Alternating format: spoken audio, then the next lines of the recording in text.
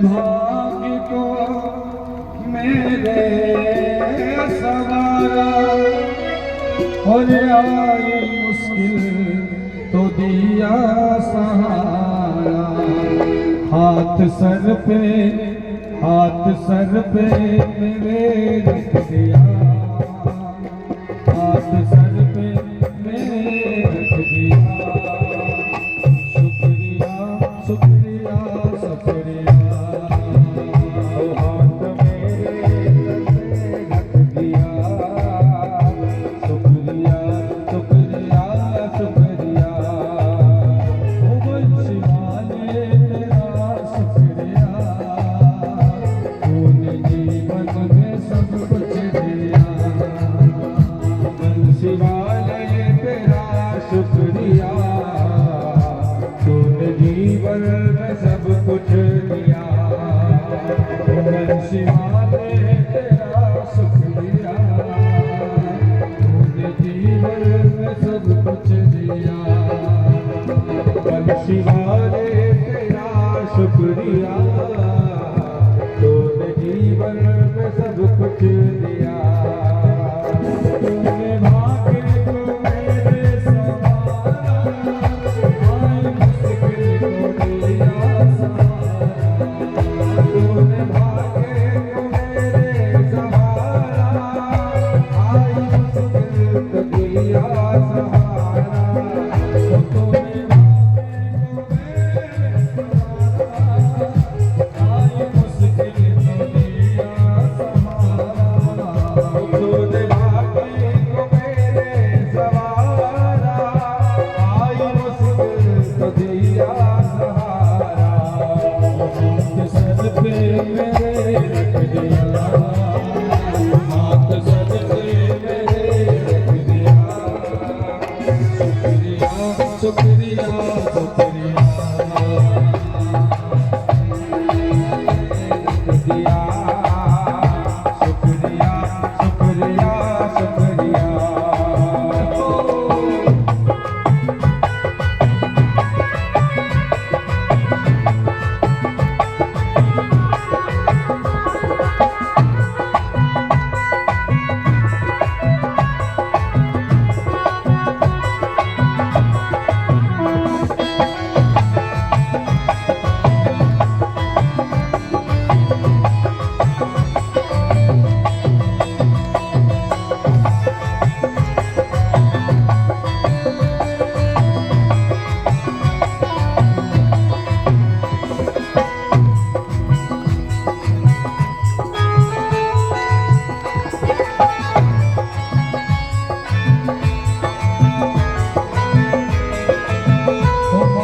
इज्जत है तूने बढ़ाई, तेरी कृपा से भक्ति है पाई।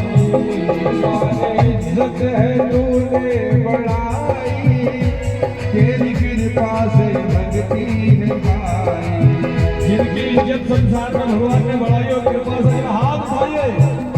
मान इज्जत है तूने बढ़ाई, तेरी कृपा से भक्ति है पाई। मान इज्जत है तूने बढ़ाई, तेरी कृपा से भक्ति है पाई। ओ मेरा खुशियों से घर भर दिया, ओ मेरा खुशियों से घर भर दिया। शुक्रिया शुक्रिया शुक्रिया, ओ बंसीवाले तेरा शुक्रिया। तूने जीवन में सब कुछ दिया, बंसीवाले तेरा शुक्रिया। तूने जीवन में सब कुछ दिया, मुरली वाले तेरा शुक्रिया। तूने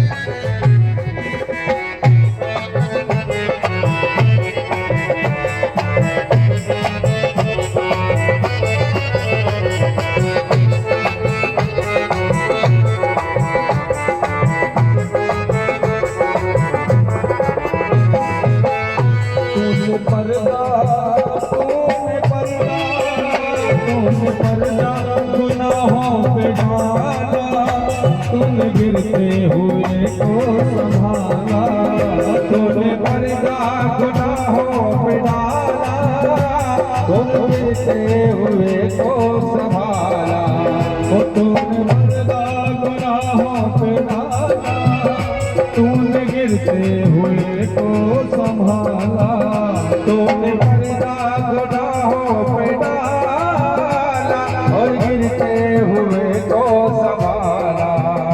प्यार जीवन में अब भर दिया, प्यार जीवन में अब भर दिया। शुक्रिया शुक्रिया शुक्रिया बंसी वाले तेरा शुक्रिया, तूने जीवन में सब कुछ दिया। बंसी वाले तेरा शुक्रिया, तूने जीवन में सब कुछ दिया। बंसी वाले तेरा शुक्रिया,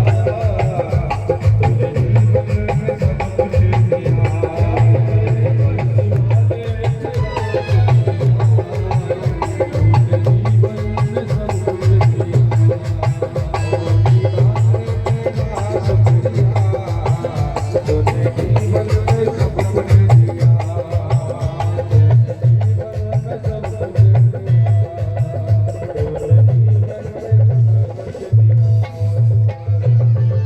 जय जय श्री राधे।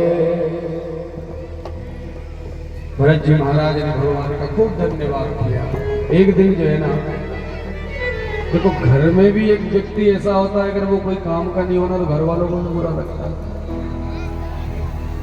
आपने देखा होगा संसार में अपन कहीं जाते हैं, अपन ने देखा कि लोग कहीं बस स्टैंड पे, रेलवे स्टेशन पे पागल मिलते हैं। अब वो पागल कोई ऐसा तो है नहीं कि बेचारे कहीं स्टेशन पे वो प्रकट हुए हैं, कहीं ना कहीं उनका जन्म हुआ होगा ना, लेकिन उनको घर वालों ने यही समझ के निकाल दिया कि ये बोझ है। भरत जी महाराज सीधे साधे पागलपन कर रहे थे नहीं। उन्होंने सोचा यदि मान लो मैंने दुनिया में अकल लगाई ना तो यहीं फंस जाऊंगा, इसलिए वो एक मूर्ख की तरह, पागल की तरह रहने लगे। तो घर वालों ने भी जो है ना उनके साथ में वो व्यवहार वैसे शुरू कर दिया। इनकी 4 भाभियां थी। वो चारों क्या करती कि जब चारों भाई भोजन कर लेते ना तो उनके भोजन की थाली में जो जूठा बचा हुआ रहता था वो जूठा इकट्ठी करके और भरत जी को फिर कहती भैया भोजन कर लो। अब वो भैया आते हैं, वो देखते कि थोड़ी देर पहले मेरी नज़र पड़ी थी, पकवान तो बड़े जोरदार थे लेकिन ये तो सब टुकड़े टुकड़े थे। फिर भी उनको लगता कोई बात नहीं, लेकिन जाको राके साइयां मान सके ना कोई। भरत जी के ऊपर भगवान की कृपा थी, इसलिए वो झूठा खाते, रूखा सूखा खाते, फिर भी मस्त। और उनके भाई रोज अच्छे पकवान खाते खूब जो है ना, लेकिन फिर भी यूं भाभियाँ सोचे बताओ इसको जो है ना पूरा सूखा रूखा और झूठा सब खिलाया जाता, लेकिन फिर भी ये ऐसे ही बढ़ते जा रहा है, चकाचक दिख रहा, गोल मटोल पड़ा हुआ। और हमारे पति, कारण क्या है? क्योंकि एक चीज बताऊं आपको, दूध घी से या अच्छा खाने से शरीर चलता जरूर है, लेकिन अगर आपको तंदुरुस्त रहना है तो ये दिमाग का बोझ हटाना पड़ेगा। जिसको संसार में चिंता है ना वो कितना ही खा ले। और भरत जी कहते हैं रूखा सूखा खाने वाला भी मस्त रह सकता है। कब? बोले उसके दिमाग पर बोझ नहीं होना चाहिए, यानी उसे चिंता नहीं होना चाहिए। जो चिंता करता है उसकी ये हालत हो जाती है, और जो चिंतन करता है वो भरत जी जैसा हो जाता है। बोलो भक्त भक्त भगवान। इसलिए चिंता छोड़ो, चिंतन बढ़ाओ, करना तो है। अच्छा एक बात बताओ, तुम चिंता करके भी रहोगे तो होगा वही जो रची रहा, होना मौका वही है जो भगवान ने कंप्लीट कर रखा। इसलिए ज्यादा चिंता ना करते हुए भगवान का नाम गाओ ज्यादा से।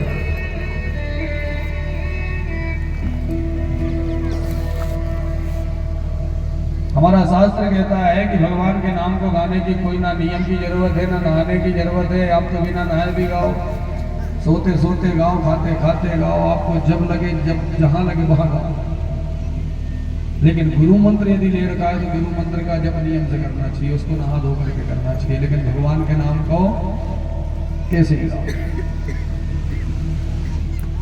एक दिन भरत जी महाराज जा रहे थे, एक राजा रघुगण नाम का राजा जा रहा था सत्संग करने। पालकी का एक कार बीमार हो गया तो उन्होंने कहा किसी दूसरे को पकड़ ला। अब वो आए पकड़ने के लिए, और तो कोई मिला नहीं, भरत जी मिले।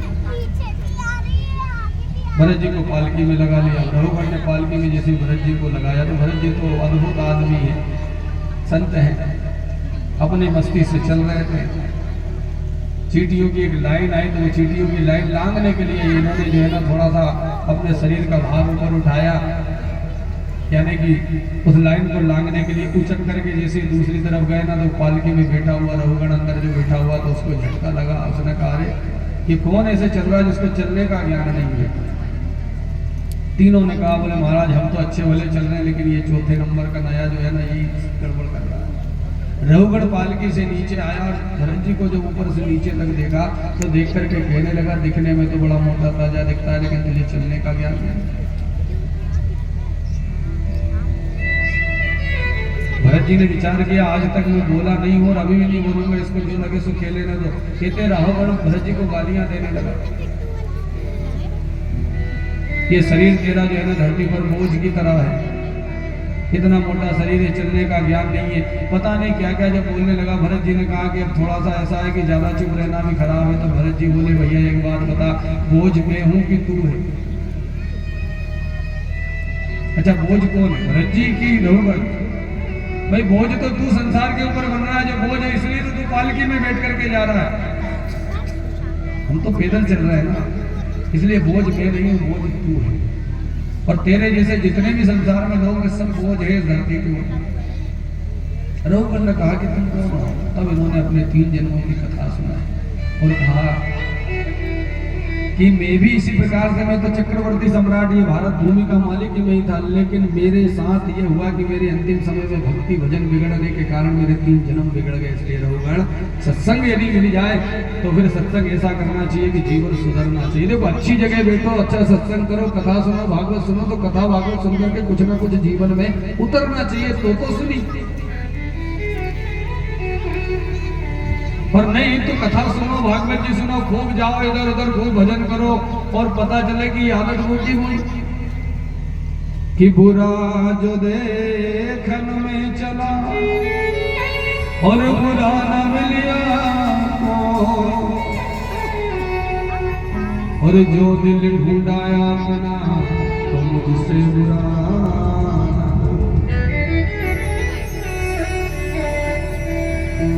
देखो इंसान क्या करता है, इंसान ज्ञान देने में बड़ा माहिर होता है। एक बार एक आदमी गया और कोयल बोल रही थी, उससे कहा अरे कोयल तू बोलती बड़ा मीठा है, लेकिन अगर तू काली की जगह सफेद होती ना तो और जोरदार दे, बहुत अच्छा रहता। कोयल ने कोई जवाब नहीं दिया। वो आदमी आगे बढ़ा तो गुलाब का फूल दिखा, तो वो गुलाब से कहने लगा अरे गुलाब तो दिखने में भी बड़ा सुंदर है, खुशबू भी बड़ी जोरदार है, परंतु कांटे नहीं होते तो बहुत अच्छा होता। वो आदमी फिर आगे बढ़ा, आगे जब बढ़ा ना तो समुद्र के किनारे पर गया और वहां जाकर के समुद्र के जल को देख करके कहने लगा अरे समुद्र तेरा जल बड़ा जोरदार है, दिखने में तो बहुत अच्छा लगता है, लेकिन यदि खारा नहीं होता तो बहुत अच्छा होता। उधर से लौट करके रात्रि में आ रहा था, चंद्रमा दिखाई दिया तो चंद्रमा से कहने लगा अरे चंद्रमा तू दिखने में बड़ा अच्छा है, तेरी छाया में कोई चले तो उसको भी सुख मिलता है क्योंकि शीतल छाया है तेरी, परंतु तेरे में दाग नहीं होता तो बहुत अच्छा रहता। वो चारों ने विचार किया कि ये रोज कुछ ना कुछ आके कहता है। एक दिन चारों इकट्ठे हुए और उससे आकर के कहने लगे भैया तेरे में ये दूसरों में बुराई देखने का गुण नहीं होता ना तो तू भी बहुत अच्छा